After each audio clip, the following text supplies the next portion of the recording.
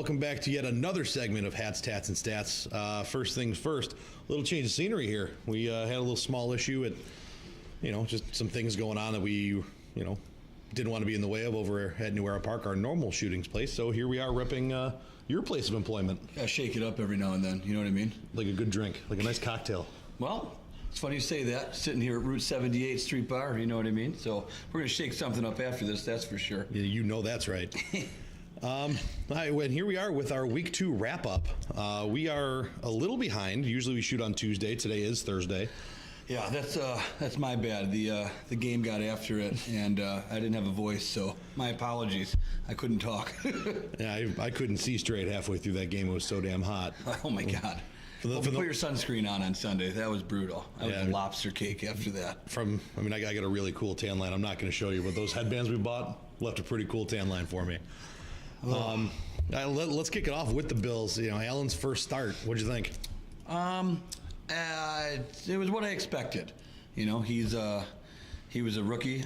He looked like we saw a rookie quarterback, and there was promising things, and then there was obviously stuff that come along with the rookie quarterback. So I guess I wasn't surprised. It was what I thought it was going to be. I guess I was excited for the gunslinger that he showed in early, and then when I get it wasn't actually a game, but in the fourth quarter when it looked like we could have made it a game, it looked like he clammed up a little bit. Like things got serious, and I think he overthought it, and is when he started to hold on to the ball a little bit too much. Right. But again, it's he's a rookie quarterback, so I was promised. I'm looking forward to more starts. That's for sure. Just looking at the stat line: 18 for 33. For 245, 1 and 2. Better numbers than we saw most of last year. If Tyrod completes 18 passes, it's not for 245. I can tell you that. That's very true. So, minimum, I'm happy with that. It's we're pushing the ball down the field, and he's not afraid to do it. So, we haven't seen that in a while. We have, from what I saw, I believe earlier, was like the number 2 or 3. We're like number 2 or 3 in the league with deep attempts. Yeah, and that's again not something. It's not something we've seen in recent years, which is exciting. I'll take the big play look because it's going to open up our run game hopefully, and with that offensive line, we need to stretch the field a little bit because we can't have people coming after us like that. So anything we can do. And looking at the other side of the ball, the defense gives up 28 points in the first half and only 3 in the second. Some people attribute that to, San Diego pulling back the reins a little bit. The big thing that came out of this was that McDermott took over calling defensive plays. Yeah, I had high hopes for Leslie Frazier, and I'm sad. I miss Jim Schwartz. I really do. Yeah. And that defense was unbelievable. And the thing I hate the most about Rex Ryan is getting rid of Jim Schwartz. I have enough problems with Rex Ryan, but his biggest downfall was his ego and pushing him out of the way because Jim Schwartz is still succeeding, and we miss him dearly. But I'm not surprised. And again, the second half only giving up 3 points. I do attest to some of that to San Diego knowing they had the lead, but our defense did look different. It did. And so that was promising as well. I don't know when McDermott took over, but I'm excited to see that go forward because we've been bad. Yeah. And that was, I don't know about you, but there was a point where we had the ball. It was a two-score game.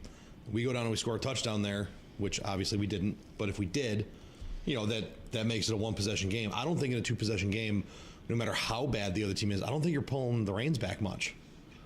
No. Do I think you're digging deep in the bag of tricks? No, but I don't think you're going run, punt, which is like a lot of people seem to think that that's what our defense looked good against, and it really wasn't. Yeah, I would consider.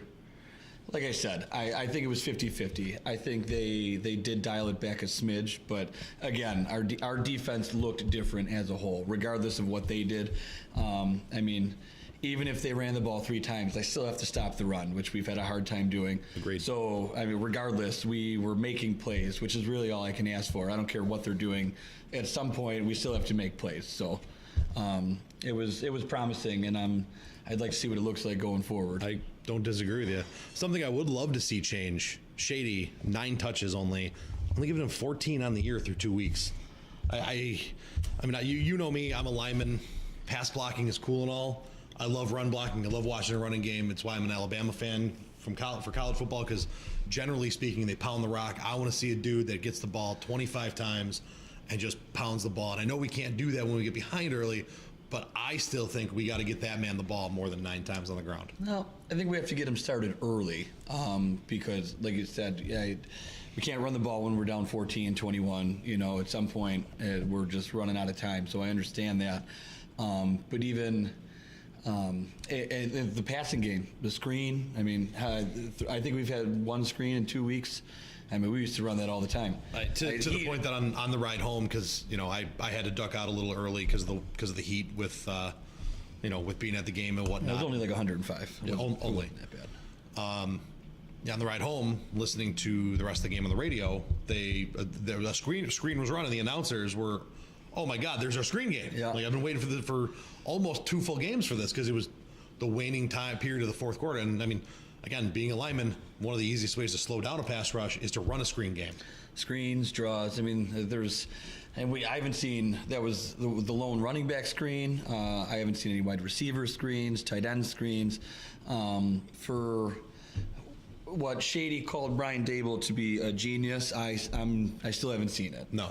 I haven't seen anything that looks nothing. I haven't seen anything, and I don't know if that's a testament to our young quarterbacks, and he doesn't feel comfortable doing that. But I mean, at this point, after what I saw last week with Allen, start putting stuff in the book. Yeah. There's got to be something different, because if we walk out there with a vanilla offense, we're going to get stuffed consistently.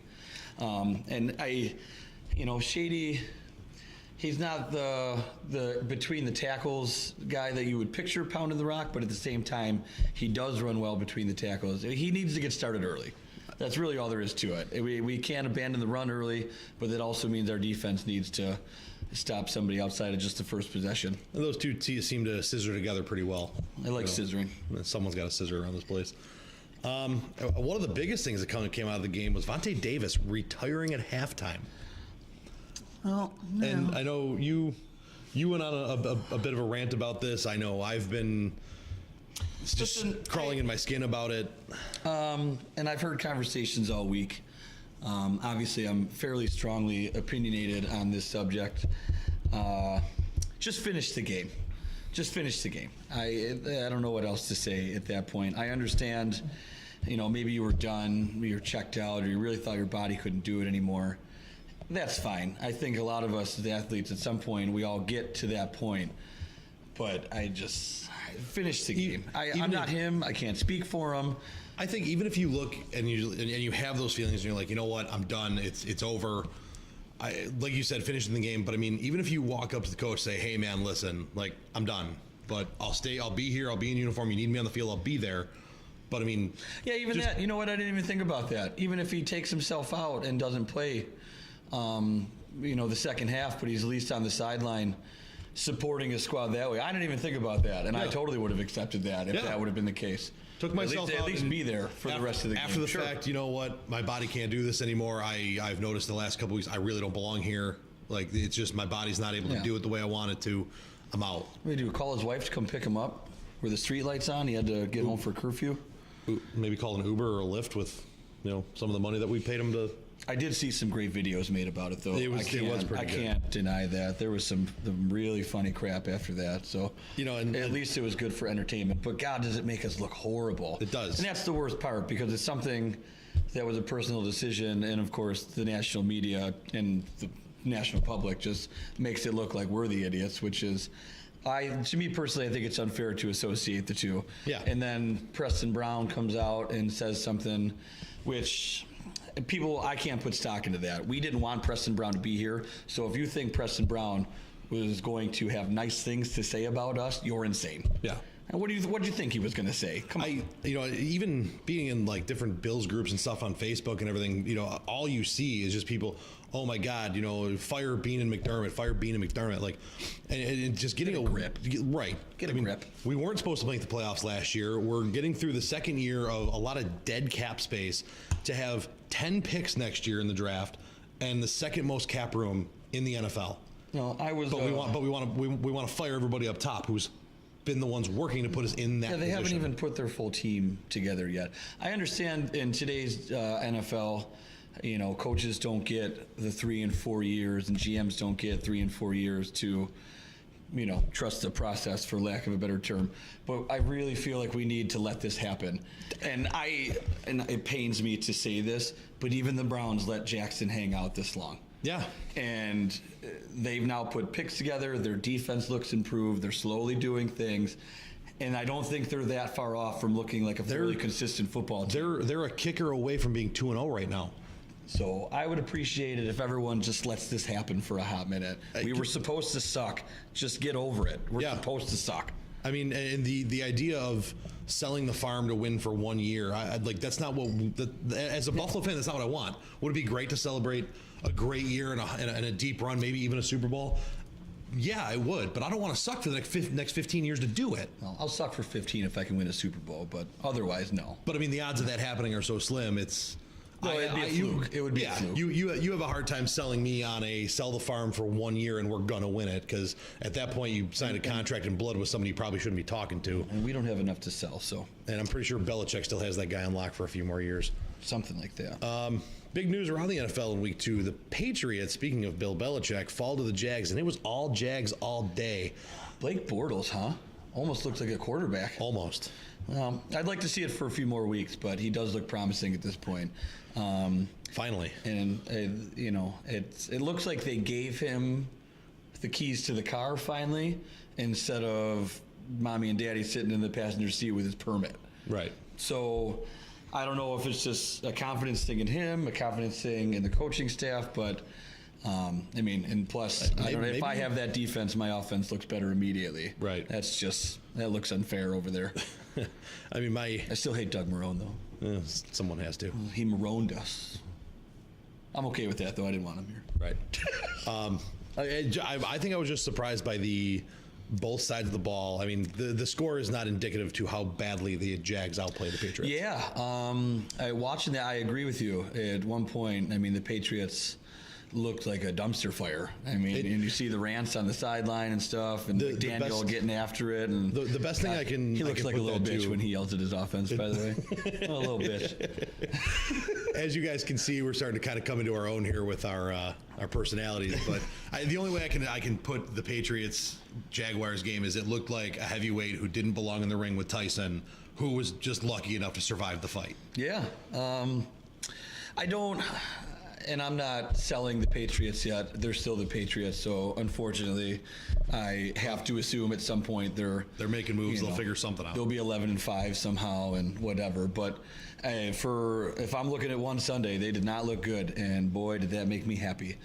But it doesn't look like the Jags are going anywhere anytime soon, which also doesn't make me happy. No. The Bears get a pick 6 to survive the Seahawks. We've talked about the Bears a lot. That pick 6. Khalil Mack. Love Khalil Mack. He's probably the most talked about person between the two of us for the last he's great. month. He sure is great. Yeah, the Bears defense looks for real. Their offense does not. Their offense shows flashes of Matt Nagy, which I was excited about. But Trubisky's not there yet, I don't think. He's still got some stuff to work on. He missed 3 or 4 wide open throws. It just sailed him. It doesn't look like his feet are set when he throws. Yeah, he looks narrow. He looks a little, and so, but I think he can, come into his own on that. But that defense is going to keep them in games. And that defense won them that game. That pick 6 happened. It was 17-10. Yeah, they made the Seahawks look inept, and Russell Wilson is probably still in an ice bath somewhere right now. Probably. Poor guy. Here we are again. Fitz magic lives and the Foles era ends in Philly, and I don't give a fook about anything else. But God, Fitz looks good looking like Conor McGregor. God, everything about him looks good. Where was this guy when he was on our squad? Well, you know what? He's a streaky player. Yeah. So I guess I'm not surprised by this. What would surprise me is a full season of this. That'll surprise me. You know what? I'll buy a Fitzpatrick Tampa jersey if that's the case. We get a full season of this. I'm in. Oh my God.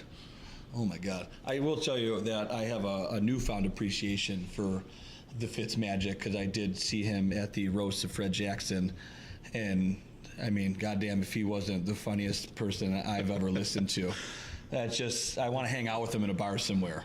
He awesome. I don't even care what he does. It was great. I think I have a coworker or two who knows and/or is like close friends with him. So I'll see. Did he go to Harvard?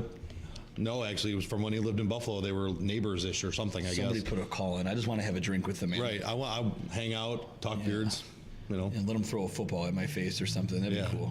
Yeah. It'd be a lot of or fun. rub beards, you know. I'm rolling mine in, so when it comes back, we'll touch it up. We're doing it. All right. Last part of the week 2 wrap up. The Packers and the Vikings in a tie. First off, second tie of the year in 2 weeks, and does anyone know how to kick a football anymore? doesn't look like it. We got a lefty punter doesn't leave the ground when he kicks. I can't even talk about that. I don't get that. But at minimum, I'm in my backyard this week, and I've been practicing. So if somebody wants to give me a call, hit me up. I kick footballs. Listen, apparently the minimum is like a 45 to 50 yarder. You got to be consistent with. So just don't skip leg day. You'll be fine. I kick that ball over them their mountains. Them their mountains. Yeah. Oh, all right. We're gonna wrap up this. We're gonna wrap up the wrap up with. I mean, you have your own segment. You have the Taylor lock of the week. I myself am now going to have my own segment, which is going to be Jazz's tip of the cap. And I got to give a shout out to Eric Wood because I don't know if you saw it, but first off, that dude, having been retired from the Bills, is all over Twitter, just giving his input and insight into the games, what he sees, you know, how he feels our line is doing from a man who did it for how long, and you know, giving a shout out to Fitzmagic. He was one of the first people that was all over what Vonte Davis did and calling him out for, you know, it being crappy. And then, you know, my man comes out and I quote a tweet of his from the Hat Stats and Stats Twitter account. Go give us a follow. And I said, can that be considered hashtag Fitzmagic and hashtag Quitsmagic? And my man replied to me, because he's a man of the people and talks to his fans, and I got to give Eric Wood a tip of the cap. So that's going to do it for our Week 2 wrap-up. Shortly here, you're going to see, if you're watching this, I'm probably in the process of posting our Week 3 preview, and it's going to be quick hit to the point and get the picks. We're going to get the picks and Taylor's lock of the week. So get ready. Get ready. I'm 1-1 now. I'm back. I am back. Back in the saddle, feeling confident.